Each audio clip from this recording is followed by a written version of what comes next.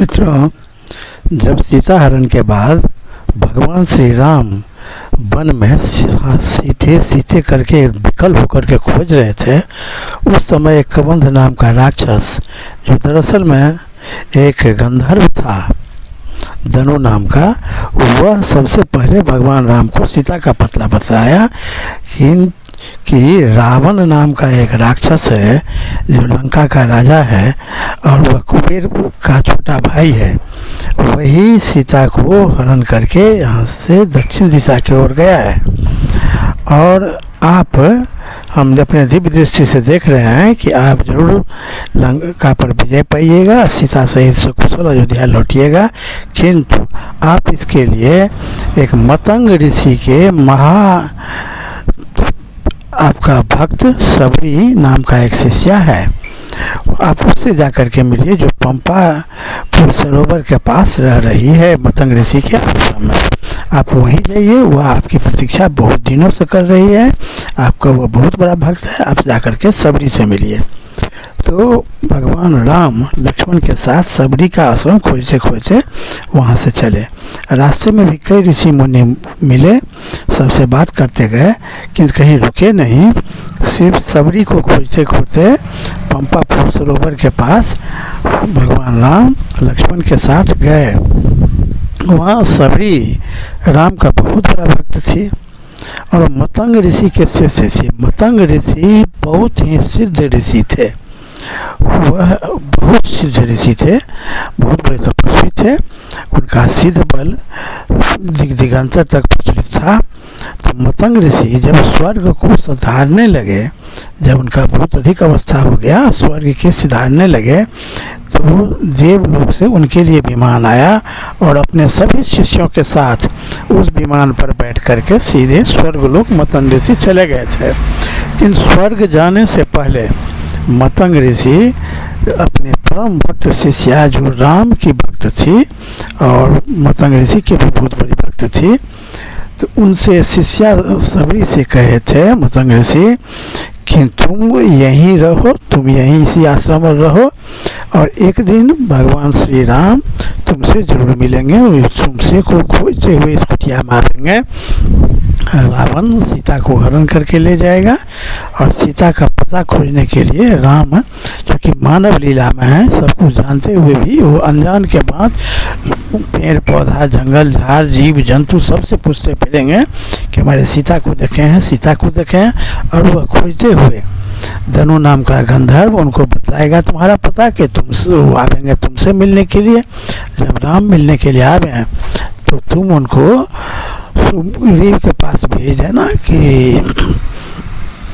सुग्रीव पर्वत पर रह रहा है, ऋषिमुख पर्वत पर, आप जाकर के उससे मिलिए। उसमें आपका एक बहुत ही अनन्य भक्त हनुमान भी है, सुग्रीव के 5 मंत्री में। तो सुग्रीव ऋषिमुख पर्वत पर रह रहा है, आप जाकर के सुग्रीव से मित्रता कीजिए और सुग्रीव का एक काम भी आपके माध्यम से होगा, वह आपका बहुत बड़ा भक्त और बहुत सच्चा मित्र होगा। वह अपने सारे वानर भालुओं के सेना से, सुग्रीव जब किष्किंधा का राजा बन जाएगा तो अपने सारे बंदर भालुओं की सेना को आपके सेवा में सीता के खोज में पृथ्वी के चारों ओर भेज देगा। उसी में से हनुमान, जो आपका परम भक्त शिष्य है, वह सीता को खोज करके लंका का पता आपको बतलाएगा कि सीता से मिल करके वो आएगा और सारा पता बतलाएगा, सब कुछ बतलाएगा आपको। उसी सब के माध्यम से आपका काम सफल होगा। आप जरूर रावण पर विजय पाइएगा और सहर्ष अयोध्या लौटिएगा। किंतु आप जाकर के सुग्रीव से मित्रता कीजिए। ये बात तुमको राम को बताना, वे अनजान बन करके सब कुछ तुमसे पूछेंगे, तुम उनको सब कुछ बतलाना और राम तुम पर बहुत प्रसन्न होंगे और उनसे तुम नवधा भक्ति का ज्ञान सीख लेना। नवधा भक्ति के विषय में तुम उनसे पूछना कि आप हमको नवधा भक्ति की शिक्षा दीजिए और वे तुमको नवधा भक्ति की शिक्षा देंगे। और वे शिक्षा ग्रहण करने के बाद तुम पुनः मेरे पास चले आना। तुम अपने योग बल से अपने शरीर को समाप्त करके तुम मेरे पास चले आना। तो भगवान राम सबरी का खोज करते करते जब वहाँ पर गए तो सबरी नाम की एक भीलनी थी जो मतंग ऋषि की परम भक्त शिष्या थी। अब मतंग ऋषि उनको सबरी को ये सारी घटना ऐसे ऐसे घटित होगा सो सब पता करके स्वर्गलोक चले गए थे।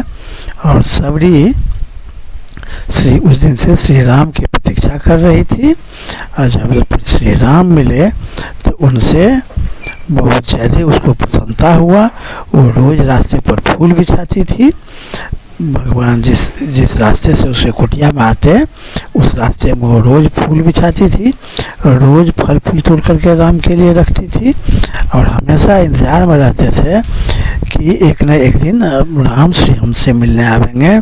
सबरी जो फूल बिछाती थी रास्ते पर, उस रास्ता पर से अगर कोई जाता था तो उसको वह रोकती थी कि हमारे फूल को मत रोक दिए, हम भगवान श्री राम के लिए फूल बिछाएंगे।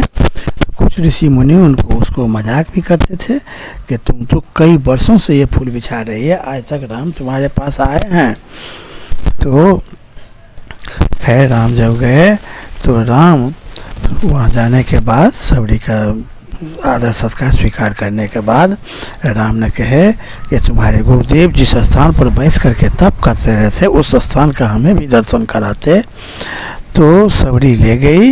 यही एक पीपल का पेड़ है, उसके जड़ में मतंग ऋषि बैठ करके साधना करते थे और बहुत पहले वे स्वर्गवासी हो गए थे, किंतु उसके तेज के आभा से वहाँ का वातावरण एकदम व्याप्त था। वहाँ के वातावरण में आज भी मतंग ऋषि का तेज एकदम व्याप्त है, दिव्य ज्योति प्रकाशित होता रहता था। और मतंग ऋषि के प्रभाव से आज भी उस कुटिया में तालाब में कभी पानी नहीं सूखता था, कभी पेड़ बिना फल का नहीं रहता था, हमेशा उसमें फल फूल लदा रहता था। हिंसक जीव जंतु उस आश्रम के नज़दीक जाने से ही अपने हिंसा को भूल करके बाघ बकरी सब कुछ एक साथ बैठता था, एक साथ रहता था। मतंग ऋषि का ऐसा प्रभाव था। तो प्रभु श्री राम जब गए मतंग ऋषि का वह आसन देखने जहाँ बैठकर वह तप करते थे, तो वह देख करके प्रभु श्री राम बहुत ज़्यादा प्रसन्न हुए और सबरी ने सब कुछ दिखलाया बतलाया। मित्रों बहुत बहुत धन्यवाद इस कहानी सुनने के लिए। हमारे चैनल के साथ बने।